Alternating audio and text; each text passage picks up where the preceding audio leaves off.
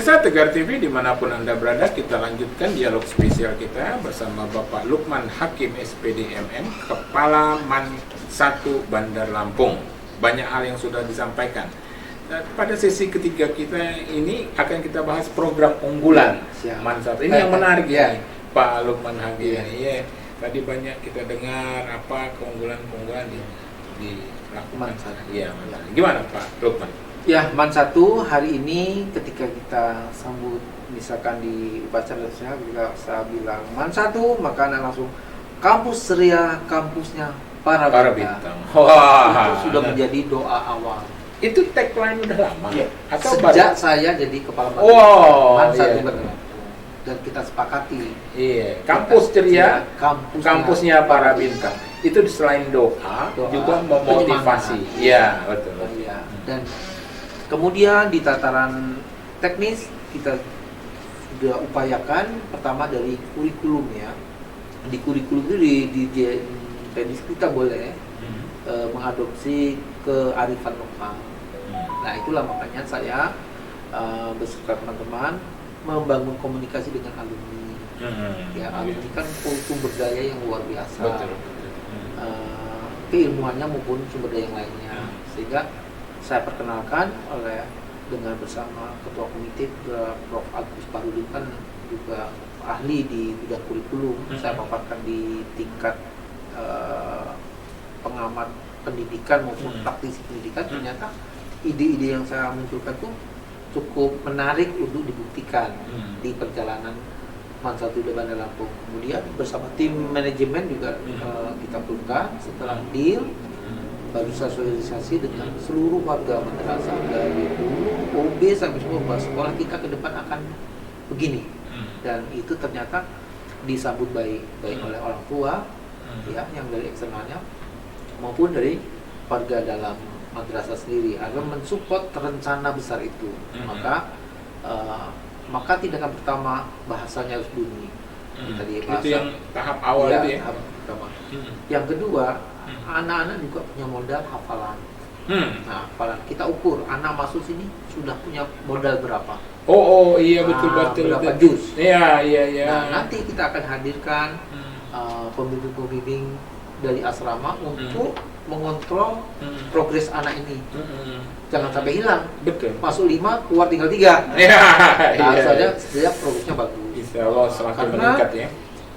Hari ini perguruan tinggi negeri itu bisa menerima mahasiswa dari jalur ini, tahfizul Quran, iya. Terakhir anak kita dari jurusan keagamaan bisa diterima melalui jalur ini di farmasi ya, di ITERA ya, Iya. Jadi artinya perguruan tinggi baik negeri maupun swasta itu kalau swasta bahkan memberikan beasiswa anak-anak yang punya modal 5 juz ke atas. Oh iya. Tahfizul Quran. Ini kan luar biasa. Menghafal Quran tetapi juga secara duniawi pun langsung terasa manfaatnya. Beasiswa banyak itu.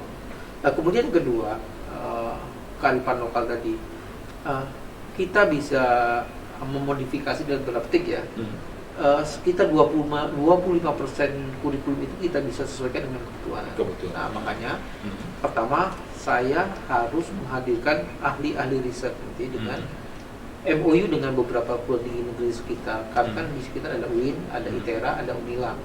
Nah, itu adalah bagaimana kami supaya Man 1 juga tersentuh dengan dunia ilmiah tentang penelitian tadi. Namanya saya tambah dengan Man 1 mulai tahun 2022-23 maka ada madrasah riset.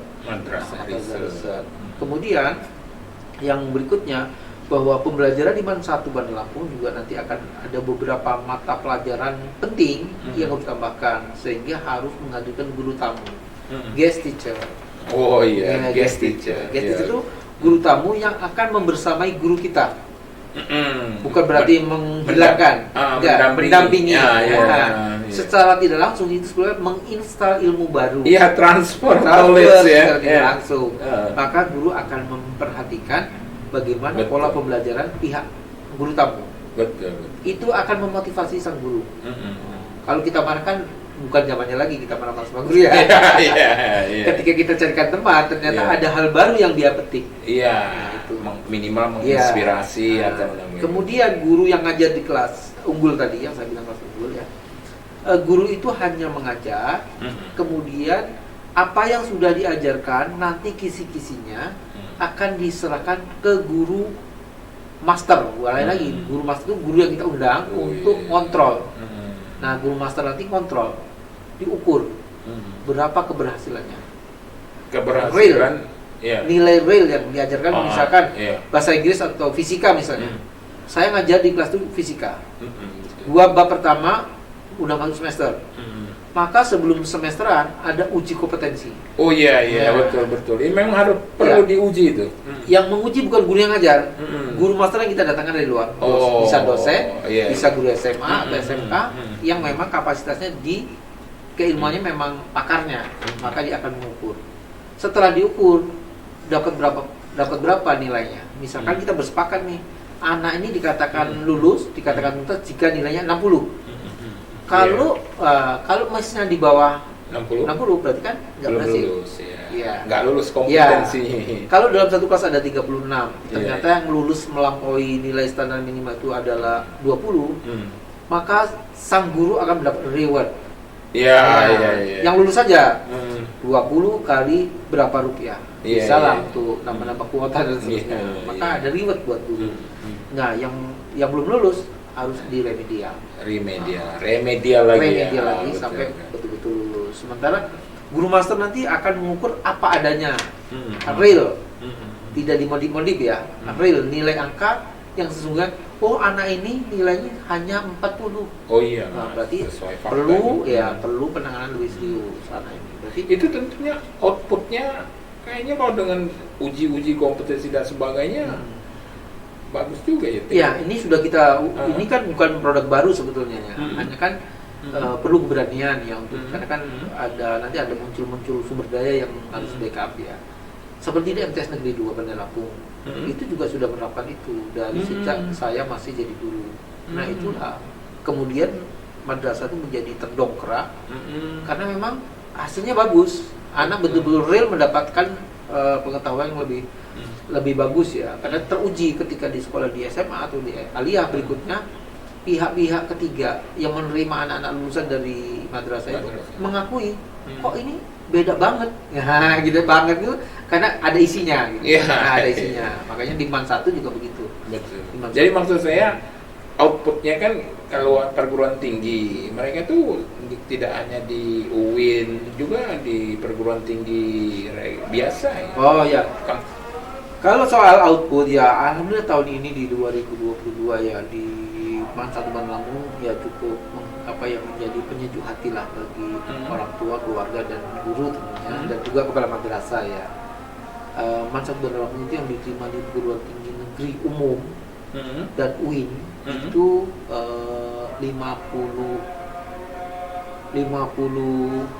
85,51%. 85,51%. Ya, 86 lah Ya, ya. 86% itu terima di perguruan tinggi negeri. Negeri.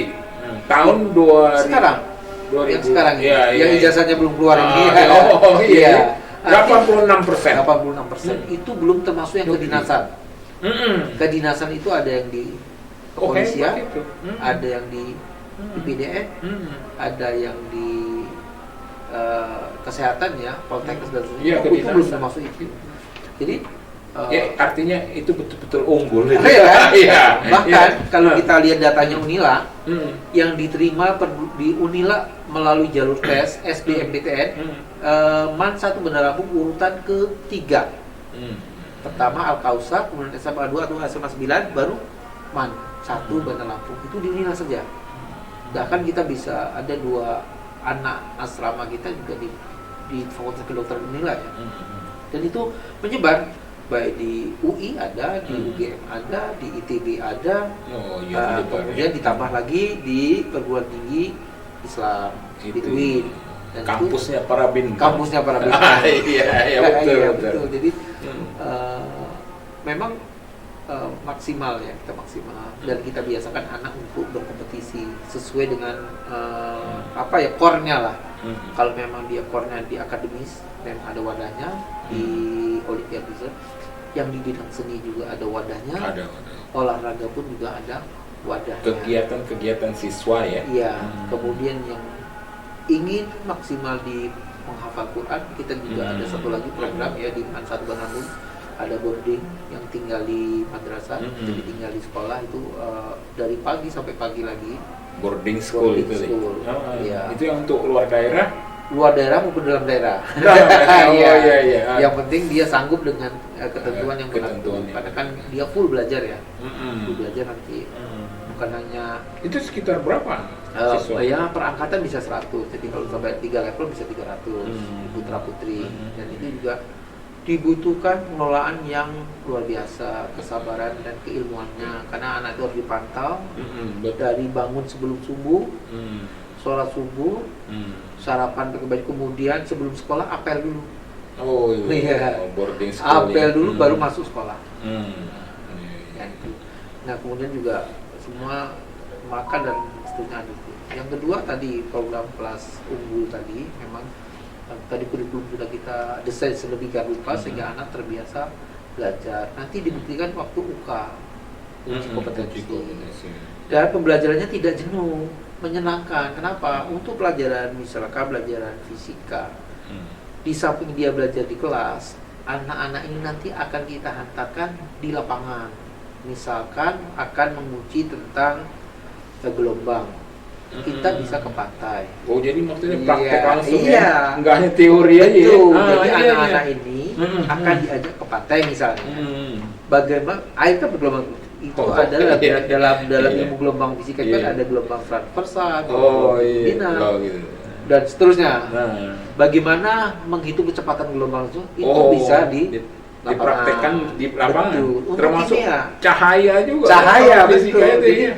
Anak itu tidak akan bosan. Misalkan sebelum ke lapangan nanti ada talk show fisika. Menarik itu. Tentang gelombang.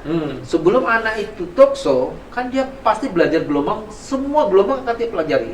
Mengukur kecepatan gelombang, frekuensi dan seterusnya kan. Sebelum talk show pasti dia akan belajar tentang gelombang. Itu tanpa kita paksa, anak sudah belajar maksimal. Betul. Dan semua sumber daya referensi dia buka di internet, buku tentang gelombang. Iya, bagus itu. Jadi langsung praktek lah intinya. Karena besok mau praktek. Nah, jadi seperti sandiwara, kamu berfungsi sebagai gelombang longitudinal. Nah, kira-kira berapa frekuensi jika pakai pakai drama, talk show-nya. Termasuk praktek listrik kali kan? Listrik ya. Magnet listrik dan magnet ya. Jadi tidak hanya ditambah jam belajar pulangnya sore, enggak. Menarik itu. Belajar biologi tentang kupu-kupu. Bukan kan di Kemiring itu kan ada taman kupu-kupu. Nah, kan kita bisa kerjasama.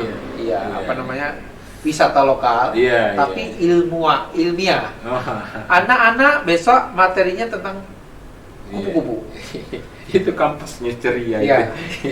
Ceria kan? Iya, ceria. Anak-anak dikasih tugas, ini kamu mempelajari tentang kupu-kupu dan seterusnya dari proses dari ulat dan menjadi kupu-kupu. Maka kamu nanti tugasnya akan mempelajari tentang kupu-kupu jenis apa. Maka sebelumnya anak-anak cari referensi, akan belajar dia. Sebelum terjun ke lapangan dia akan belajar bagaimana kupu-kupu itu bisa hadir, bagaimana kupu-kupu itu bisa berkembang biak. Sebelum dia ke lapangan ke sana, anak-anak sudah ada daftar checklist yang harus dia siapkan. Berarti dia akan belajar mandiri.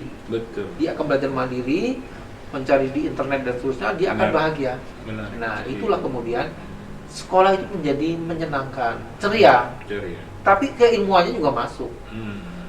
Suatu saat dia menemukan soal di ujian nasional kah atau di ujian perguruan tinggi, ketika menemukan soal tentang kupu-kupu, sekali lintas baca sudah langsung jawab. Karena sudah melekat, tidak menghafal dari buku enggak. Dia sudah berperan sebagai kupu-kupu, tapi bukan kupu-kupu malang. Dia ingat lah waktu prakteknya. Nah, itulah kemudian melekat betul. Sehingga dia tidak terasa belajar di mantu, tahu-tahu udah kelas 12. Nah, itu. Jadi akan menyenangkan lah belajar di kelas unggul gitu. Ya, selain tadi yang menarik itu selain bahasa Inggrisnya, juga bahasa Arabnya, tahfiznya, kemudian prakteknya gitu ya, keunggulan. Dan ujung akhirnya itu yang seperti kata Pak Lukman Hakim itu sekitar 86% diterima di perguruan tinggi negeri. Iya. Ya, oke. Ini menarik nih. Nah, kita akan lanjutkan pada sesi berikutnya ya, Pak Lukman ya. Ya, pemirsa Tegar TV dimanapun Anda berada, banyak prestasi di sekolah unggulan MAN 1 Bandar Lampung. Kepala sekolahnya Pak Lukman Hakim SPD MM. Kita akan lanjutkan pemirsa pada sesi berikutnya.